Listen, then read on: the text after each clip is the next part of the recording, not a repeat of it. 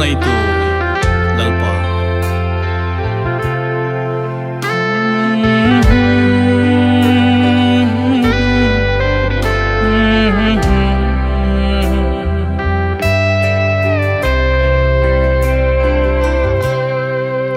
mangai tu lalpa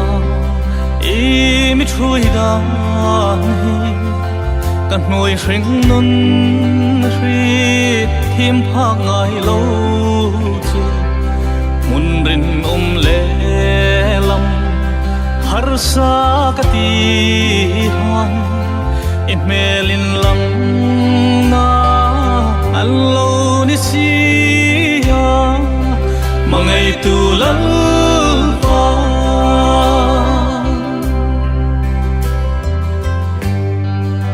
ka khol zin na lal lam ka ro da hi lal lam ni ding re inan moi si no choi moi ka ni la mu sit na hain an ni bo min i melan lang si ya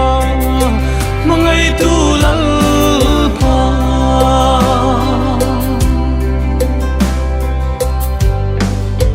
saruk tlak sam na lam ka ro lain bei dong in sa vin in rom lak lang pam li tu sum kara ni savar mo yang imin mo tir si email di tum chu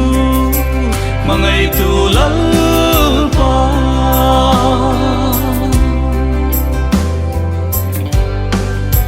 la sam talu a mi sim si chun nei lo lein lo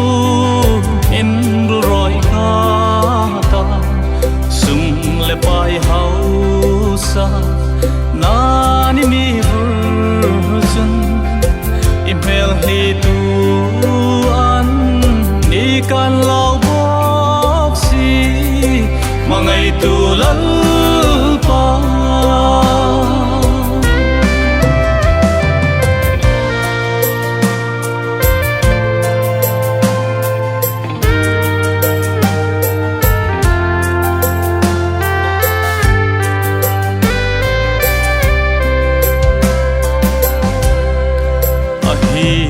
ani ka trong trai na ha chu ka mo ang ko mal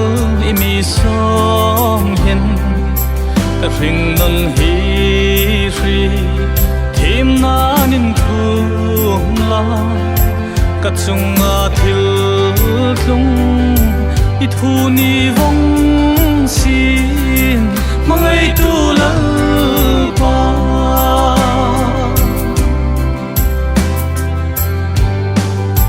ka khol zin na la lam ka ro dan hi lalam ni ding re inan moi si